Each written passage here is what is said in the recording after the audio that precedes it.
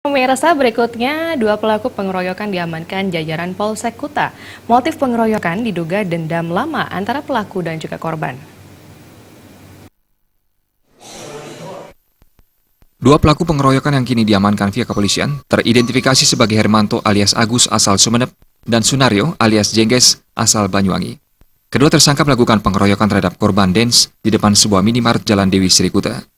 Saat itu para tersangka datang ke tempat korban dan langsung melakukan pengeroyokan. Tersangka Hermanto memukul bibir dan tubuh korban beberapa kali.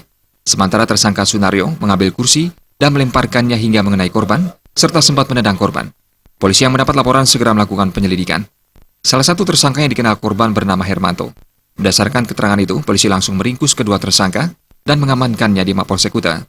Kapolsek Kuta Kompol Iwayan Sumara mengatakan, motif pengeroyokan diduga akibat ketidakcocokan antara tersangka Hermanto dan korban sejak lama.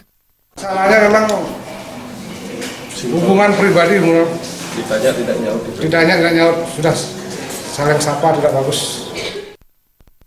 Atas perbuatannya melakukan penganiayaan, kedua tersangka dijerat pasal 170 KUHP dengan ancaman 5 tahun 6 bulan penjara. Polisi masih melakukan pemeriksaan intensif terhadap kedua tersangka.